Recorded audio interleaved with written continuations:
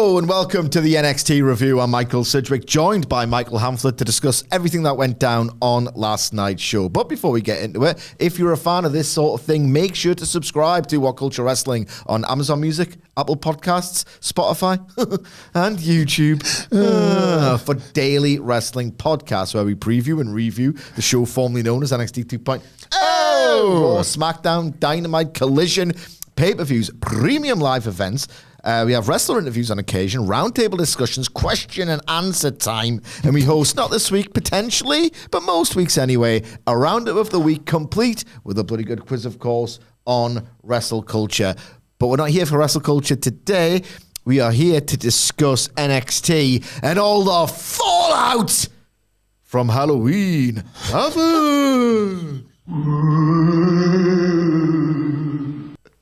That was excellent. Thank you. That was excellent. This was a better Halloween Havoc than Halloween Havoc. Correct. For starters.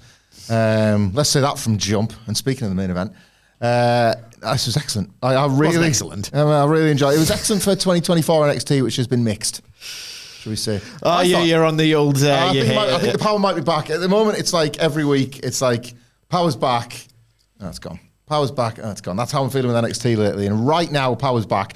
I'm very, very excited for next week's dumb episode and what it looks like and who else is going to be kicking around. But yeah, this was an over-delivery of an entire episode, not just a match that we knew could be quite good. That was my overarching thoughts. My overarching thoughts were there was a really good wrestling match on this show, and ultimately, I just like that more than silly bollocks. Right. But... some of the silly bollocks I didn't really despise, and there was a match on this show that was actually more fitting for Halloween.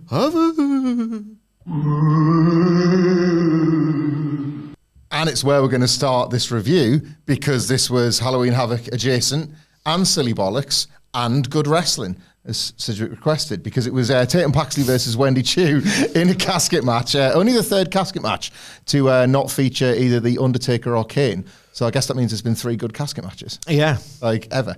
The second one... let's not discount AEW, where Jack Perry versus Christian Cage was outstanding. Unbelievable. I always thought that Darby Allin, who does the coffin match, they call it the coffin match in AEW, never really hit the heights that I would have expected.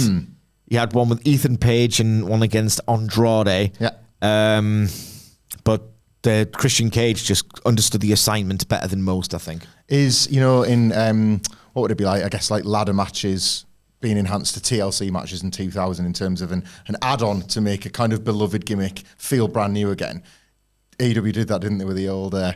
Like that. So I was like, well, that should be in every coffin. Yeah. Like a little Seven to hell. Little coffin lift. I want one of them. Yeah. And this didn't have it, but it did have not just a coffin, but a bed, because that's Wendy Choo's coffin in a way.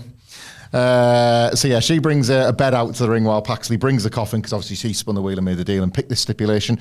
It starts off just as a weapons brawl, done all matches now. Wendy Choo gets a bin over her head, and Tatum Paxley smashes it with a broomstick. Spooky weapon. I do like a bit of wrestling, but I mean, who could possibly care about like half decent suplexes and... God, you could. Well, Wendy Choo threw a lariat here. I'm thinking, oh my God, if Tatum Paxley doesn't duck, she's going to get her head knocked off.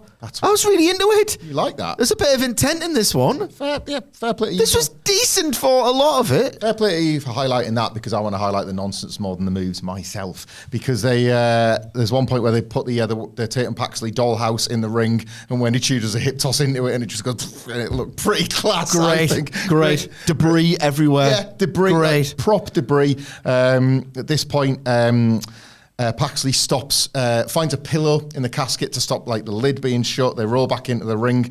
Wendy Choo grabs a pillow, she holds it up, and then tips out all the Legos. There were Legos in there. The Legos?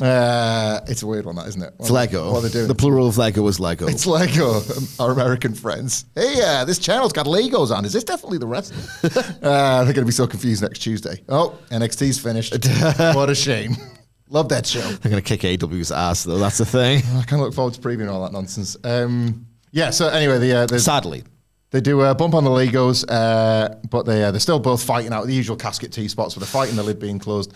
And then they both roll into the casket where the lid gets shut. And the referee's like, well, we haven't got a winner, we have to both up. And they kind of, it's pretty good. It's the worst part of the match, mate. It's the worst part of the match, mate. It's better than a lariat, whatever that even is. They both sit up at the same time and look at each other, like they're both confused and laughing, but they fight their way out of the casket. At this point, they're fighting on top of it, fairly sturdy casket lid.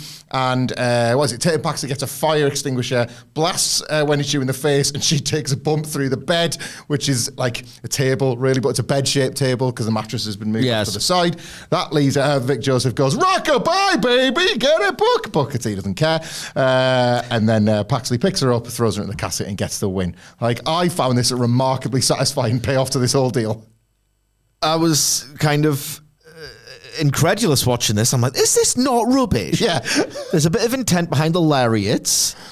Like, that was a really committed, unusual, and spectacular bump through a dollhouse. Yeah. It's like a miniature version of, when they do a nice table tower. They're going through 2 or 4 tables. It was like that, but a little bit smaller, where you got it just looked like it really sucked.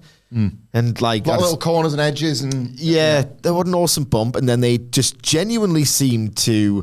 There was an intent to win this absolutely farcical match with its stupid weapons. Like, what's spooky about Legos? Yeah, could they not have? What could they have done? It was Halloween Havoc. It was like just nuts and bolts. Oh, it was poor, rubbish, wasn't it? That was poor. The main event. I suppose you could.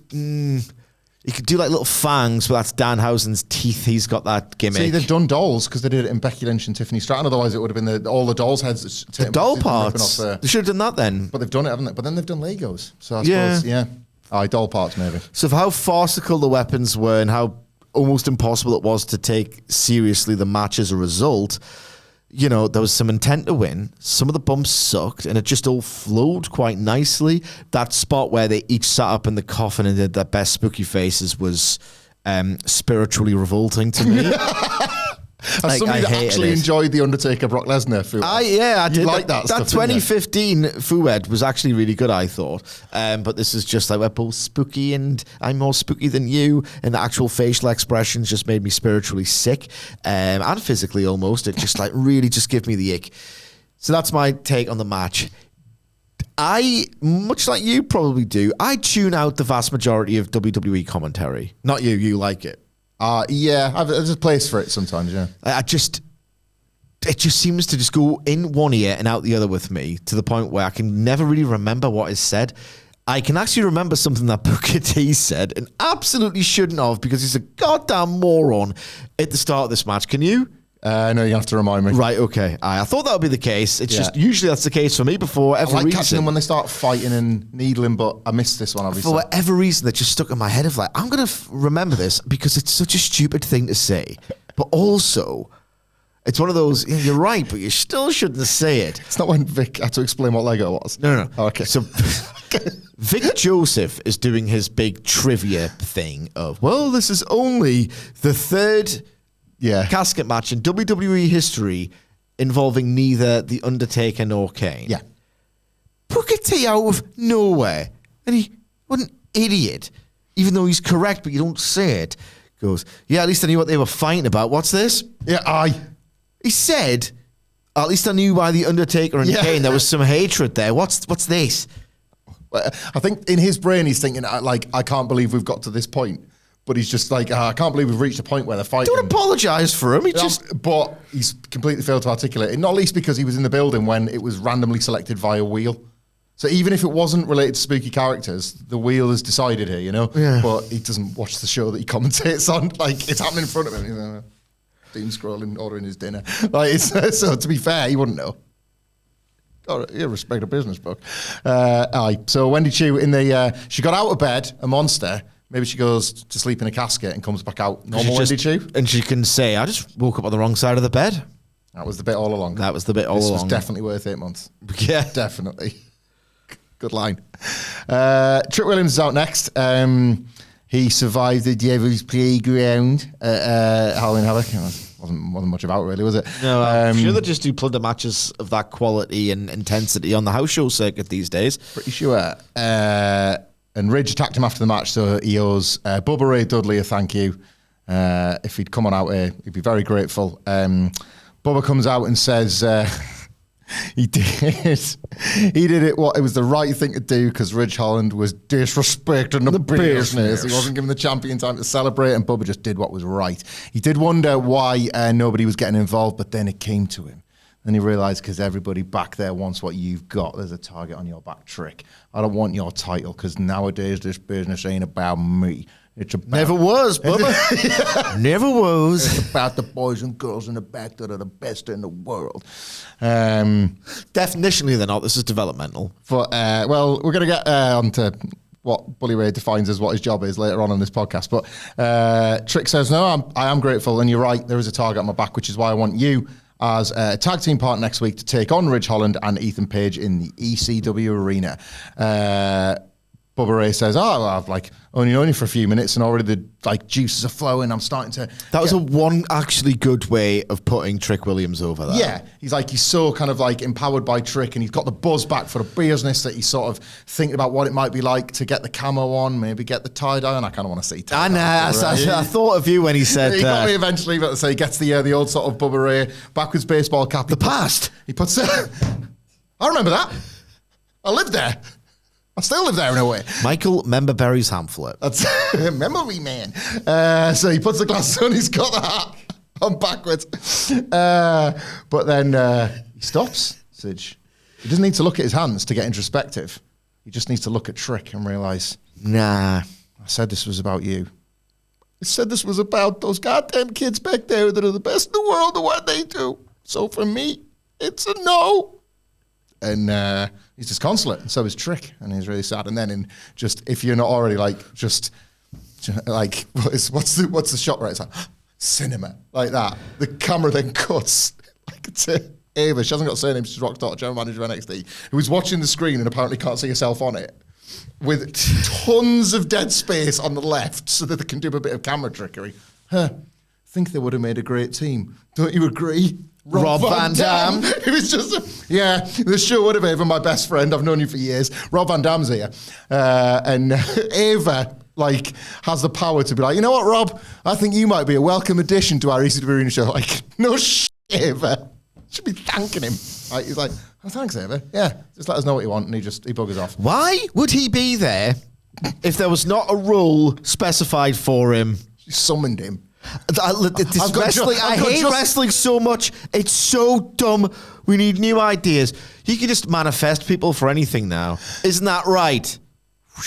Ooh, Rob Van Dam. Poof. He materializes out of thin air because he might be called upon. Wait a minute, though, Sid. They're not genies. Well, They're professional wrestlers. Could he not have appeared in a cloud of smoke? But it's not just any smoke. It's endo. And could somebody have got a contact high and therefore maybe been...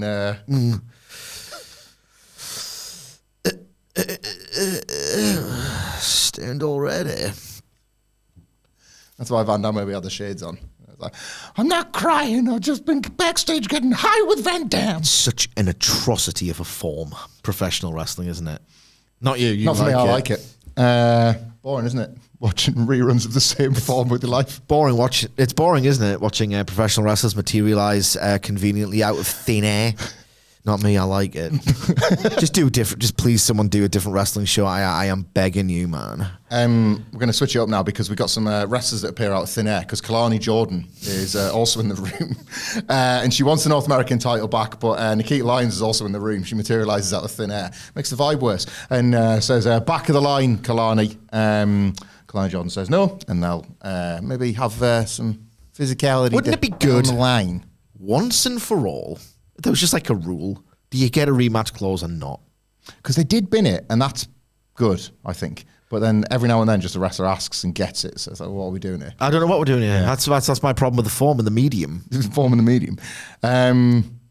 Tony D and the Riz just having the crack backstage. And then Sean Spears and Brooks Jensen have been sort of plotting something in the foreground. They go and they interrupt the two of them. The Riz says she's got some business to attend to anyway, so she's going to disappear and let them speak in private in front of this globally televised wrestling show with cameras in front of them. And they said, look, they've We didn't want to tell you. We got a voicemail from somebody who is not too happy with you. And it's a familiar voice saying that he's angry with Tony D'Angelo for daring to work on his patch, do business in Philadelphia. And he's going to deal with it next Wednesday night. We come back from that, and the commentary does confirm it was Nunzio, and they're going to do FBI and the Family in the ECW arena. And that's goated. And the exact perfect use of the venue, I would say. Should we tell the listeners / viewers what we kind of like stumbled upon together this morning in the office? What about the prospect of... No, we can't do that. No, we can't. Could we? I'll just save that for next week. We might have a couple of surprise guests kicking around for the preview next week, should we say? Stay tuned. That's going to be cool. Yeah, this is nice, isn't it? The Family and the FBI in these. It's just like one of those where it's like, I wouldn't have thought of that. Yeah. You know, I've got, whenever it's like a moment of like, I wouldn't have thought of that. That's good. I got to hand it to him. Yeah. I saw... Salu.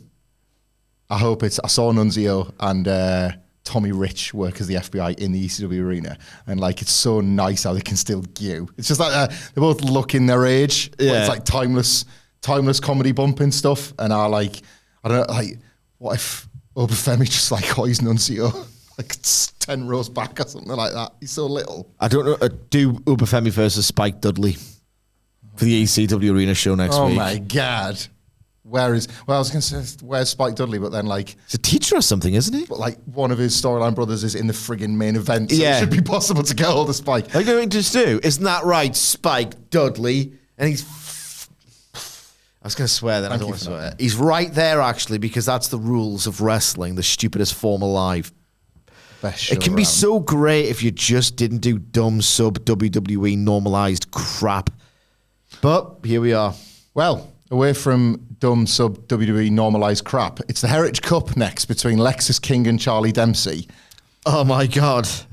William Regal comes out on King's throne instead of him because like Lexus King is like, I love this by the way. Lexus King is trying to prove himself to be more of a sort of earnest babyface figure, and that is giving up his seat for the elderly, literally, and like not having the beard of a twat. So he's like trying to like just have a normal face again. Those are his like first steps to sort of redemption from kind of coming in as a complete asshole, complete douchebag. So he's just trying to wrestle a wrestling match, but that's his problem because Charlie Dempsey can easily out wrestle him. He targets the knee and the leg throughout. He's able to fight back is Lexus King. He's trying to do like, this is weird, right? So he's trying to do like high flying stuff. He's going for the body press and the roll ups and stuff, like the commentary making mention of Brian Pillman, and that's why Regal's got involved and all that sort of stuff. But by wrestling, he kind of falls into Dempsey's trap and he gets the butterfly suplex and he gets the pin to go 1-0 up in the first round. Second round, Dempsey gets a bit more vicious because he's kind of going in for the kill, drills him with a few shots to the face, like kind of locks on a cravat, but Lexus King is able to counter. He sort of fires back, but Dempsey flings him over the top rope, and the knee that he's kind of like worked on seemingly gets tweaked, and now it's an obvious target for him. It's in bother. He's in trouble. Blood in the water. Charlie Dempsey drills him with a chop block. We come back from a break. Don't like the idea of the CW not killing rounds in breaks. Can we do something about that, please? Yeah, I had to watch way too much of this. What's going on, guys? USA Network knew exactly what they were doing. They should come back and round 4 was already over. Notes for CW. Fix that. But nonetheless, King is trying to fight back, but he's got the bad wheel at this point, so he keeps like just trying to use straight up wrestling holds, things he's learned from Mr. Regal and watching tape. But ultimately, it's not enough to get any points as the round ends. Still 1-0 to Charlie Dempsey. So round 3 begins with Dempsey at this point targeting the knee, suplexes, chop blocks, just kicking away. He's got a half crab on. Lexus King is able to fight back to the ropes, but his knee is still really, really hurting him. The clock is ticking down. Like, can he get to round 4? That's what he's hoping to do at this point.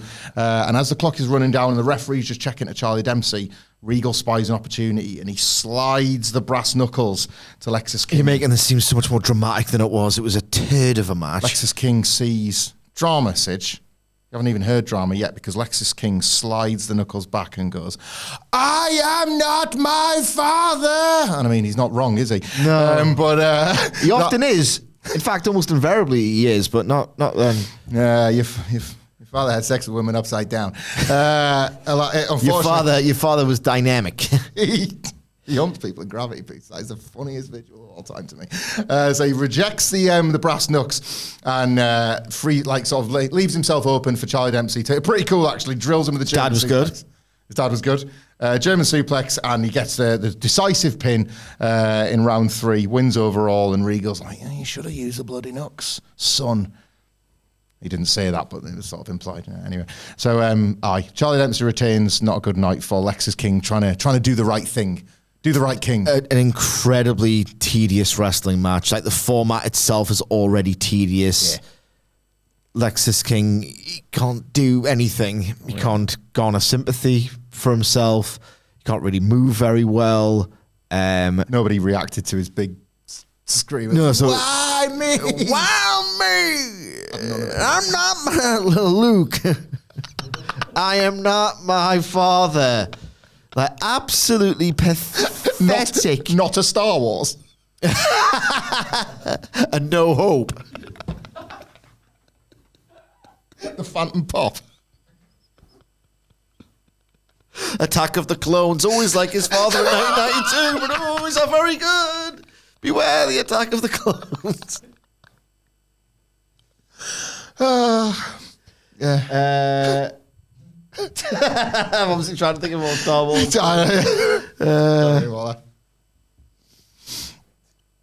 Darth Critical Mauling.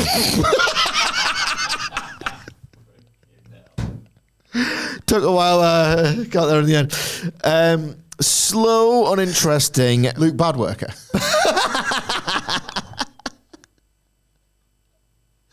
No Dar. Yeah, he's nice dies. No Dar. Yoda. You get it? My father, I am not. Anyway, moving on. Fundamentally tedious professional wrestling. No believable struggle. I can't possibly care about Lexus King, which brings me to the question of why are they asking me to? What's the story here? This guy, right? I understand we've been through this loads with various other people at a broader level. I think NXT exists as this experimental place where, look, we've got a pretty good idea of what your final form is, but at some point you're going to have to learn how to be a heel or a babyface or vice versa. So just do it here.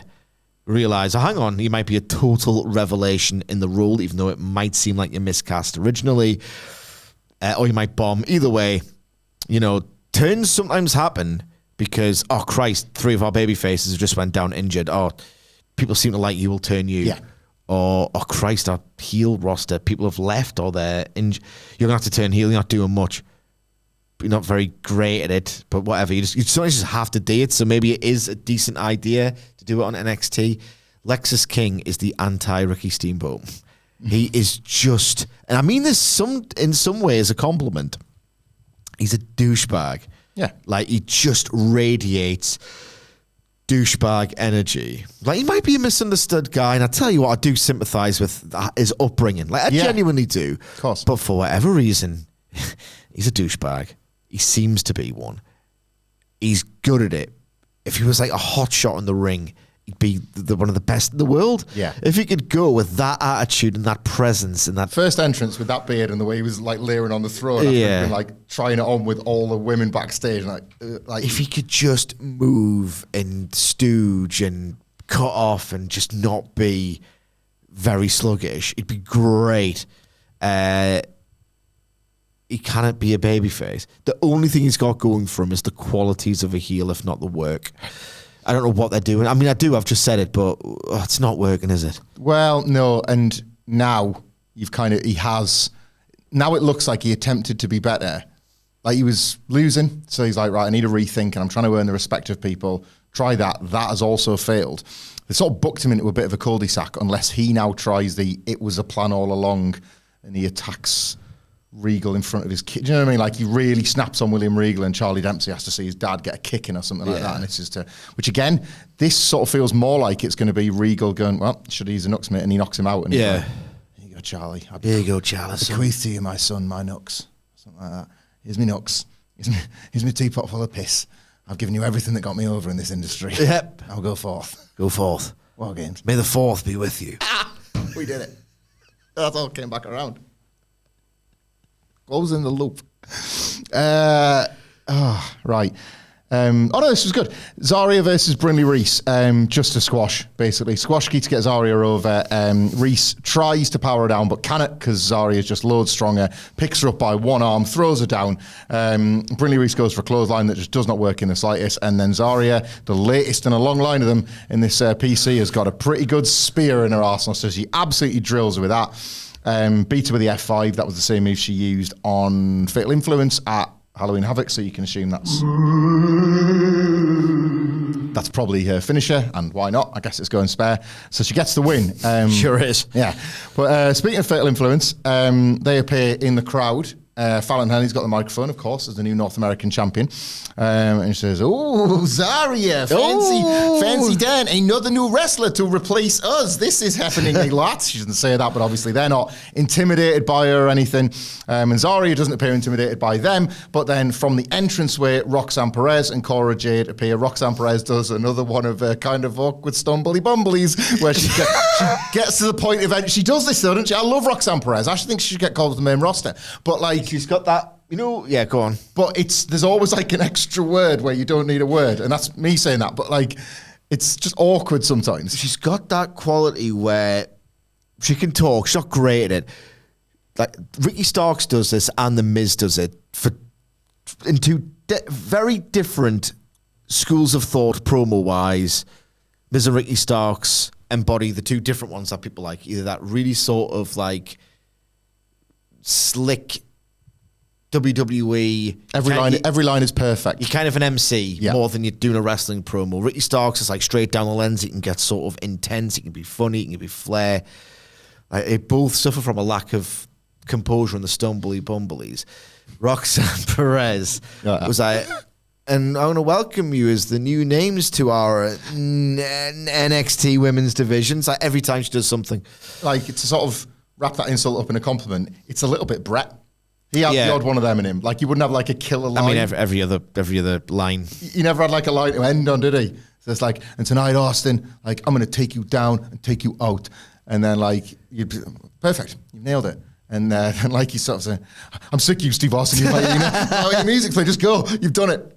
But yes, it's a little bit that. But obviously that all of a sudden positions Zaria in this 5-on-1 situation because Fatal Influence have come to ringside. They're sort of all circling around her. Then you get Julia and Stephanie Vaquer's music hit, so they join the ring as the baby faces. It's just so at this point you've got Julia, Stephanie Vaquer. Who was it? It was Kelani Jordan. Hits the ring first because it was Zaria that was helping her. So it's 2 on the 5. And then all of a sudden, so that's when Fallon Henley says, 2 on 5. Still like those odds, just in case you all can't count. And then you get Stephanie Vaquer and Julia. They hit the ring. And then I think it's either Roxanne or Cora say. Roxanne. 4. Still 4 on 5, a.k.a. the numbers game. It's oh no, the baby faces. And then woo, woo, woo, holla, if you hear me, it's Jordan Grace. Genuinely huge pop. It always is when she rocks back in NXT. That's even the numbers game. And the baby faces send the heels packing. It's pretty hot, actually, in the building. Oh, it's really hot, this. For all of this. But I don't think anybody kind of saw this coming. They're hammering this best women's division in wrestling. And best. It's another lawsuit about to drop or something. Jesus Christ, they were hammering it. It's a flex, isn't it? Because they're doing the 10-woman tag in the ECW arena next week. An exhibition of everything they've currently got in this division. And in one case, in Jordan Grace, somebody that's probably due to arrive in. Maybe she'll skip it, to be quite honest with you. Maybe that'll just be straight on the old Raw SmackDown ski. We'll see. So the closing thing, despite the promos not being great, was a pretty a greatest hits pop, pop, pop, pop, pop, easily done, incredibly contrived, but the end's probably justified the means because that 10-man looks good next week. On Zaria, this is not in the great pantheon of squashes. Mechanically, looks kind of like the business. Yep. It stuff looks like it hurts. She's got that thing that I hate in wrestling. Either I hate fake unhinged. It's one of my least favorite things. We can see the truth behind the liar's eyes. I hate the righteous. That fake, I'm a bit not all well with me. Yeah. It to be more convincing, like Tatum Paxley.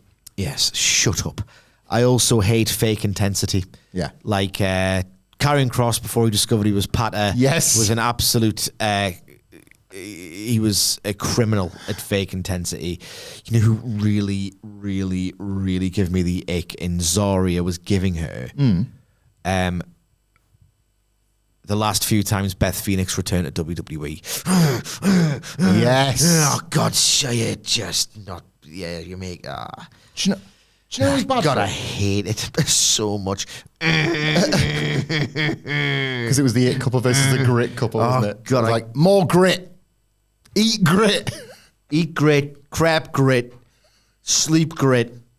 Sleep with grit. Oh my God! Like Beth Phoenix's face when she did those comebacks and she was doing the growls and the fake intensity. It's like you are rubbish. Yeah, I was thinking because he was asked to act 20 different ways in his WWE career, and I always think of when he's at fake intensity. I think of the Big Show trying to do it, and he would just end up spitting everywhere. Oh God, and then all of a sudden you just see all the saliva flowing. It's like it's gone everywhere. Yeah, just go on. Turn it in a bit, mate. Just go back to HWA or OVW. Yeah. Get yourself in singlet shape and leave me alone.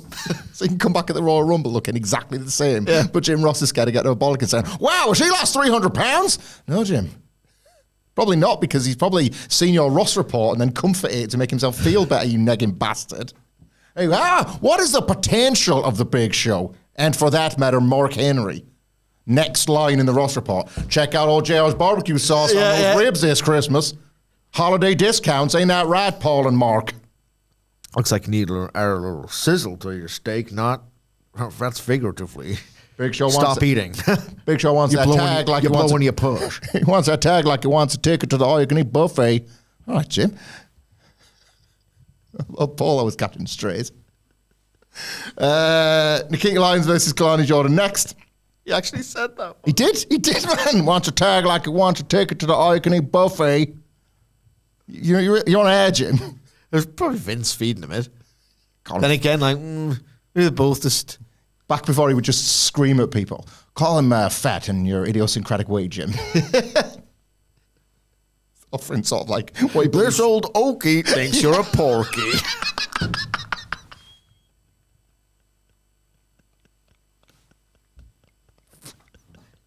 And there's all black out. That's what it's actually said on the Ross report. If you know, you know. If you were around at the time, you know. You read it. Don't come for me, Big Show. I ain't got a burger under this black resistol.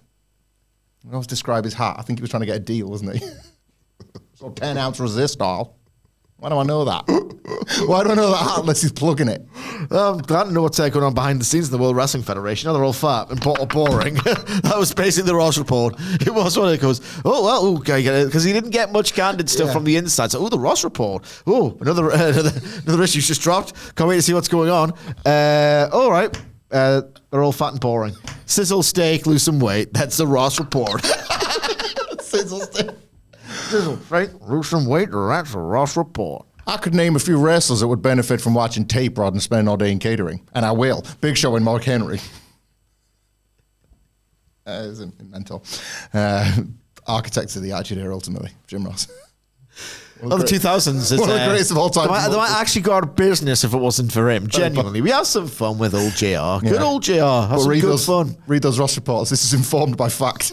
I'm not being funny. He knew what he was doing. He knew what made a star. Yeah. Rock, Lesnar, Edge, Christian. Like, there's so many where it's like, if it's not for him, just doesn't. The 2000s are stinking. Even worse than they were. Got to build yourself a tank full of sharks that then can lose to the dead man. Yeah.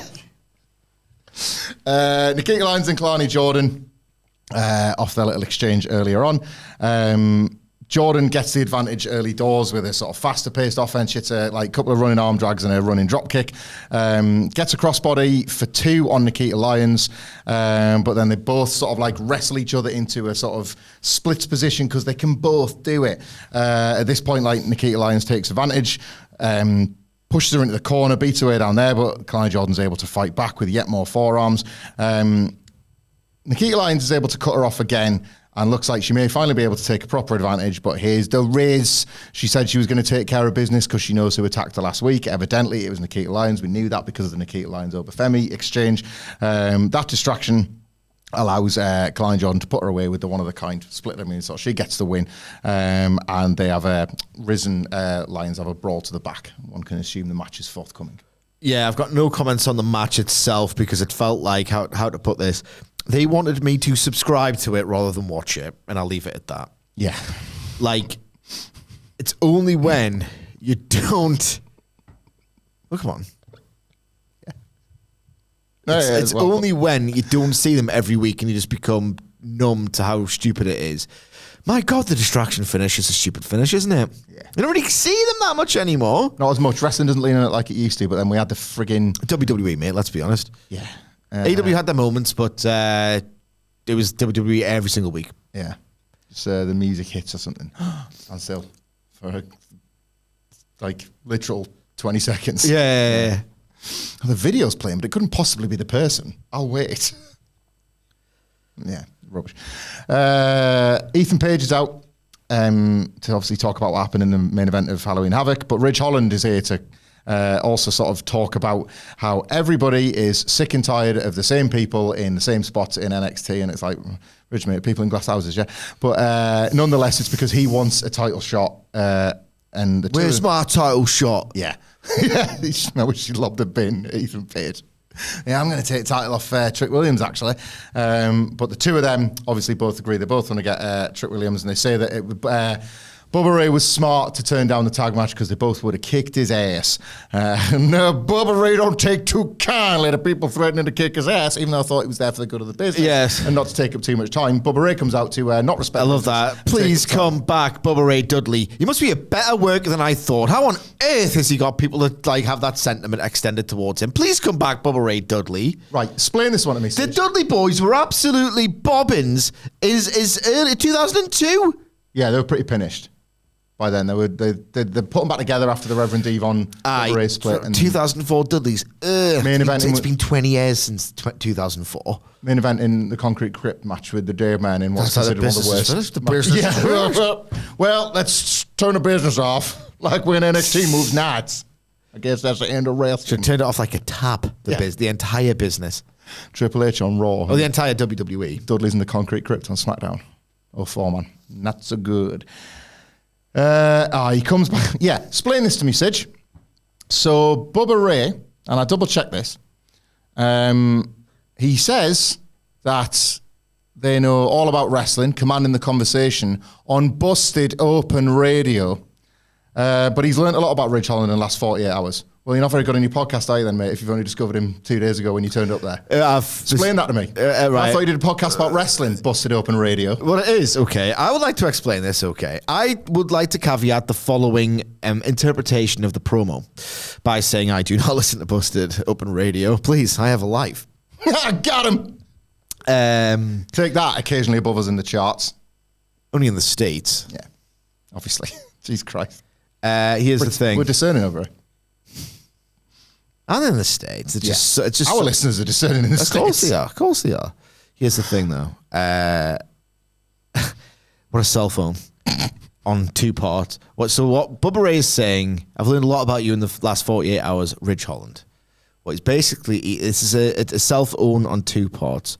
1, Ridge Holland has never been relevant enough for me to talk about before now. Cell phone. 2, we usually just had Barry AW or whatever. Talk about the top level WWE stuff. I mean, who knows, right? Maybe they might go absolutely up to their nuts and guts in, I don't know, All Japan Pro Wrestling, Noah. CMLL, probably. CMLL, stuff we would love to cover but can't. That kind of stuff. World Wars faves. Yeah.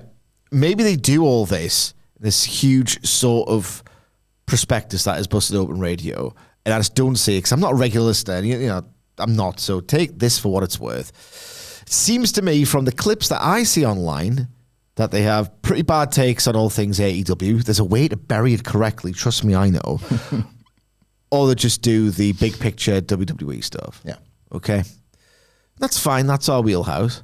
But we've been reviewing NXT the entire goddamn time. Okay. Rich Holland was on the main roster for 2 years and they brought him Bruce as well. Yeah, of course. Don't know who you are, man. Explain that, bully. Explain it. It's really stuck funny, up. isn't it? Considering that he's there, let's be honest at this point, transparently 100% to promote Busted Up from radio. That's what this whole thing exists for. He's played an absolute blinder. Sean Ski has been worked. He's been out-carnied. Making Bubba Ray, I know Sean's creative.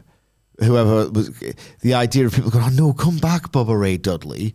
Oh, God, I've got to hand it to you. What a worker. He's done well here. He this is it. He does that thing, the wrestling thing, where you have to put over somebody before you bury them. So he does so by saying that he thinks Holland was a great rugby player. But he was impressed that he was able to come back. What was your favourite match? I don't know, Saracens or whatever. What's your favourite rugby team? Love rugby so much. Name 5 rugby teams. Union or league, bully. NFL for me, probably. You know what? Google it. You might like rugby, you know. Who, Bully Ray? He's a Liverpool fan, is he not? Yeah, maybe he likes like soccer. British sports. Bully Ray Rugby. I know Jake Roberts likes his rugby. He's a Wigan Warriors fan. He is, Kind of strange. Nope, nothing coming up. Not a goddamn thing. Nah. Just saying how he doesn't care about. He's a liar then. This wrestler's a liar. I must protest. Saying there's a link at the top from 2017 interview with Chris Van Vliet saying Bubba Ray Dudley, I don't care about the Hall of Fame. Couple down, WWE Hall of Famer Bully Ray. Is he in it now? Oh, anyway, yeah. He's in it now, isn't he? Yeah. See this guy? Yeah, 100%. So yeah, but he does put over how Ridge came back, obviously, from those leg injuries very quickly. And he doesn't like it when people disrespect the business, but he isn't going to be wrestling again. He couldn't make that clearer. Ridge Holland isn't surprised because he always thought Bubba Ray was overrated. Now he's just a radio host. You're nothing to me now, Bubba. You're overrated just like ECW were. So the two of them beat him down. I mean, that's rich, isn't it? It is. Like, if Rich Holland's burying your old company, I kind of want to rip off the shirt like Tommy Dreamer when he comes for ECW. Excuse me, sir. Sir, I have heard your egg-chasing remarks about my once fabled promotion, the Little Island of Misfit Toys that could, sir. Trick makes the save from the beatdown, and wouldn't you believe it, Bubba Ray relents. All right, my hands are I guess I might bloody have to now. And he does it in that way. He cannot help himself. Him and Paul Heyman are the bloody same. It's going to be me and Trick versus you two in the ECW arena. It's like everybody's like 5 beats ahead here, Bubba. Get to the point. But yeah, match is booked. Obviously, it was going to be booked from Sunday, wasn't it? Tie-dye or camo? I mean, if it's tie-dye, I'm kind of in, actually. I don't know, like, what Devon's health is. Dudley's worked that nostalgia show I went to, and he didn't do a lot. Yeah. But keeping Devon a surprise isn't the worst thing because they can do the 3D through the table, and I think he can just about manage it. Yeah. Nice thing to... And, like, they're over putting people through tables with 3D still. So you can do that as well. But You can go, what's up? I didn't need this to be, like, all emotional and heart and sleeve. Like, if you bring him out as a surprise in the ECW arena, I'm like, yeah, good, fine. It's not like I'm going, what the hell are you doing here, Bubba Ray? I'm more than happy to see them put something through the table. I did not need the 2 weeks of lore and Bubba Ray being teased for one more round. Yeah. That's what's giving me the ick with It all worked. this. Yeah. For these paid fans, anyway. Indeed, yeah. The baby faces from the 10-woman Tiger all together. They're really hyped for next week. And Ria Ripley emerges to meet Zaria for the first time. Obviously, we'd seen the vignettes that she'd been coming over from Australia. So she says... like, nice to finally meet you there, have a cool face-to-face, building something for 5 years' time. Like, always thinking of the future. And Rhea tells them to blow the roof off next week. Bloody roof off. I can't do Australian accents. Michael Caine. You're right about to blow the bloody roof off. So that's why Rhea Ripley's showing up anyway. Jada Parker is promoting the match with Lola Vice next week and says that Dawn Marie better stay out of her way. I just love the idea that Jada Parker's like they can't even like lie and say like I was a massive ECW fan of me. She's like, who the frig is Dawn Marie anyway? Well, I don't care. She better stay out of my way. Yeah. Well, they're not doing the sort of I was a big Dawn Marie fan growing up because you just couldn't buy it, could you? But then, Sidge, do you recall?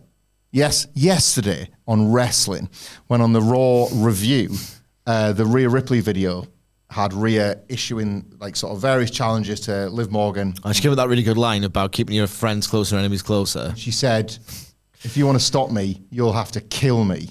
Well, evidently, Raquel and Liv tried. Yes. Because we go to Rhea Ripley, who looks like she's been bludgeoned to death in the car park after we catch Liv and Raquel walking away.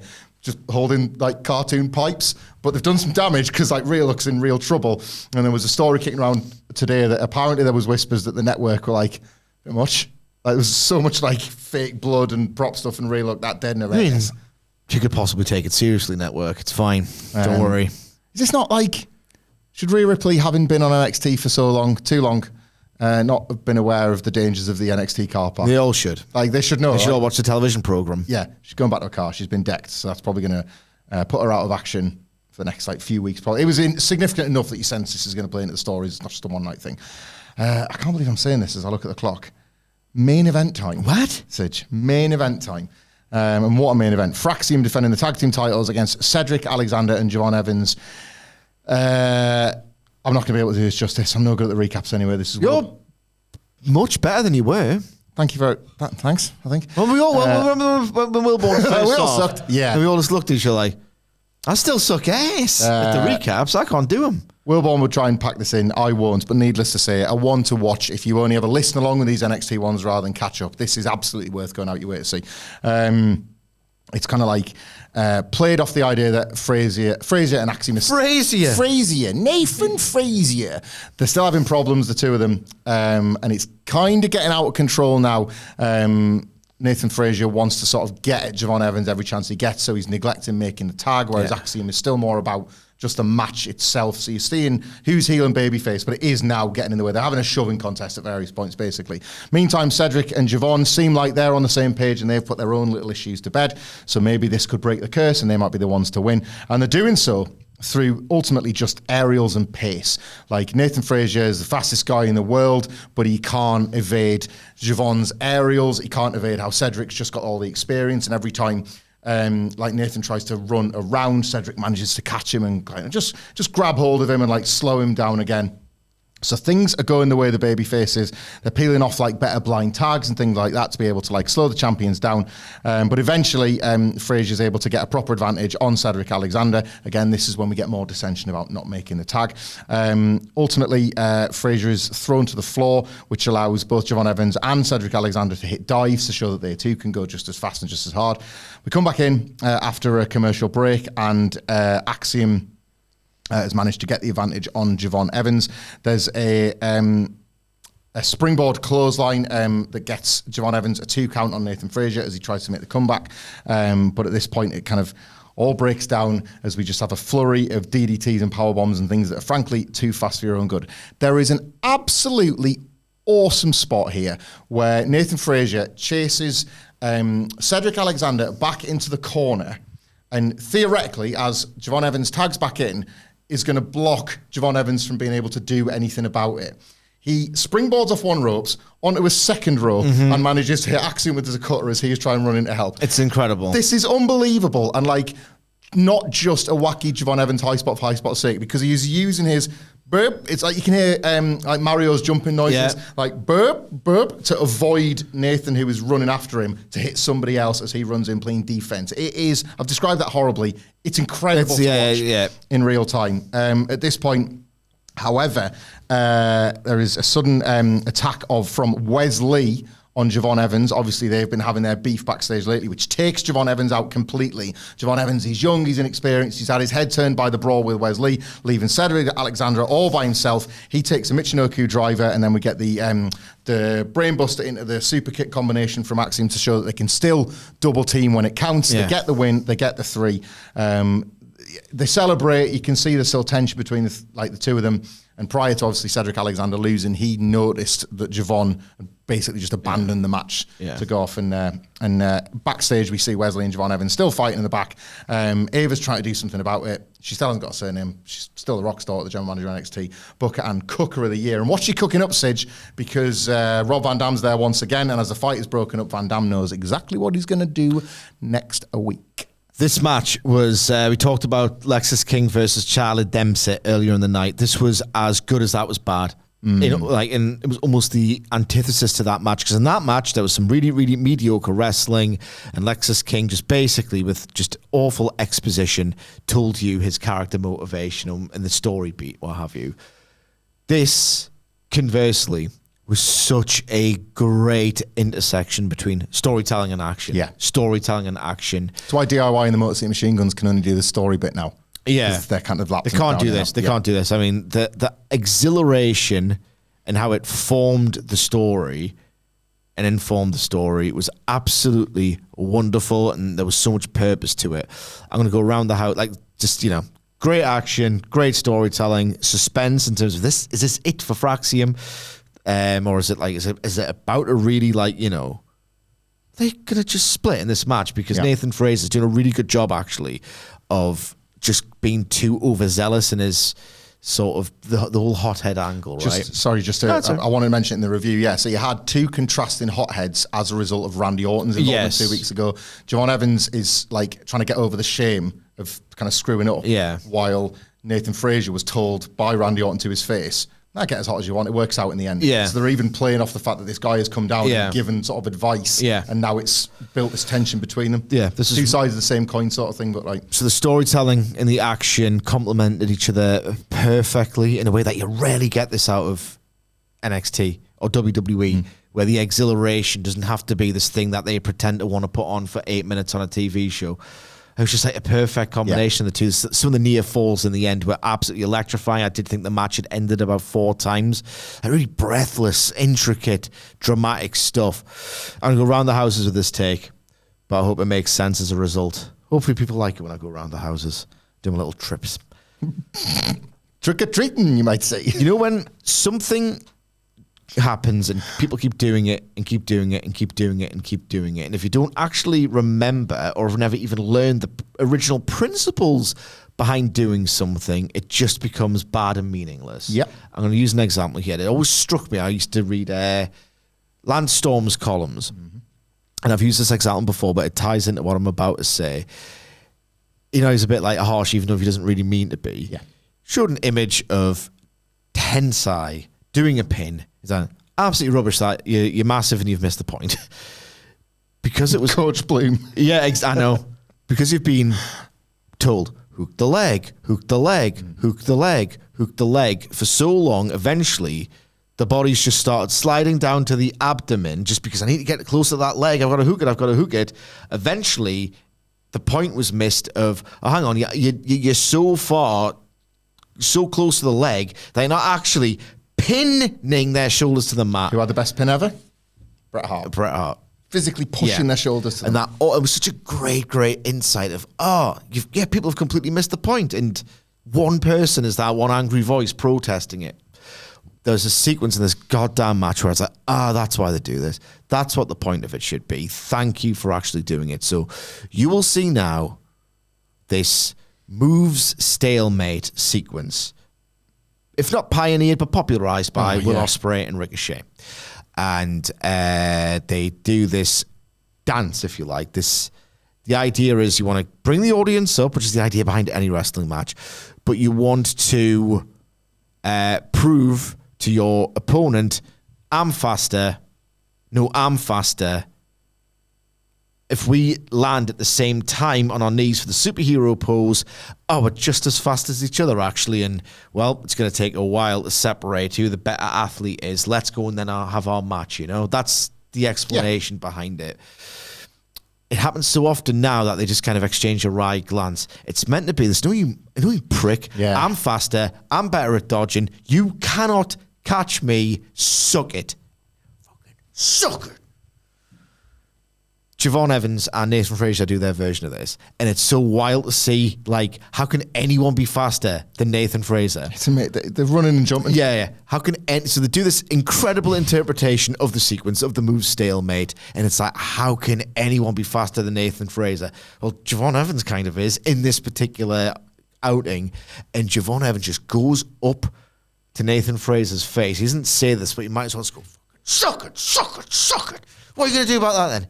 Right in his face. Yeah. It's awesome. It's that, who's got the bigger dick?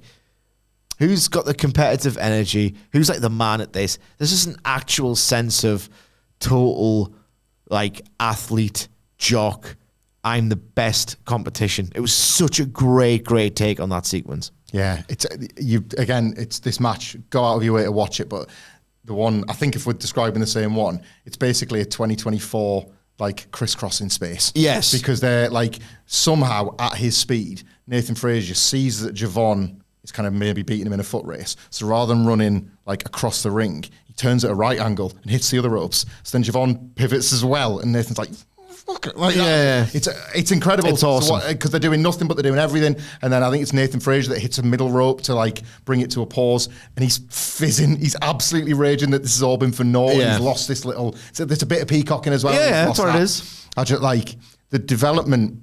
We talk about this still as a developmental brand, but often it's just because we're talking about bad wrestlers. Yes. Truthfully, isn't it? It's like, well, that was terrible, but it's a developmental brand. So that, like, in Javon Evans Do this as a and singles. Nathan Frazer, you are actually watching people be developed because they are. Do this as a singles, please. Oh God, yeah. Soon. Yeah, you were watching. You'd be an idiot if you didn't. If you were Shawn Michaels and you saw this, which you obviously did because you booked it.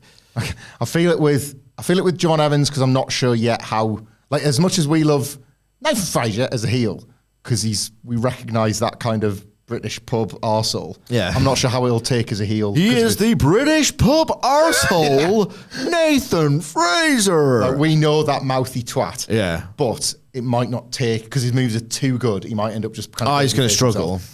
Javon's development, conversely, him just having a little bit of fire in his belly and then still doing... Again, I need to put it over again. The flips that weren't for nothing. Yeah. Like flips to evade and to attack because he can do it all at the same time. Him developing personality alongside that, that's actual It's money. development. It is money, isn't And it? it's a business. It's a business. It's a business of making money, and he's got money. He's got dollar signs written all over him. Sizzle steak and slow it down, kids. Don't speed up. Speed up. If the business evolves, I don't know. The cowboy didn't say you could make an awful lot of money with an athletic little man. You're supposed to lose to the big man and the dead man. Like Jake Hager.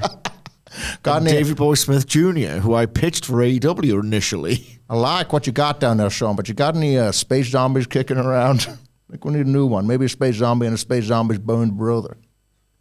Two did business. Who do you think does business in NXT these days? Let us know on Twitter or X at WhatCulture WWE, where you can also follow Michael Sidgwick at Emma Sidgwick.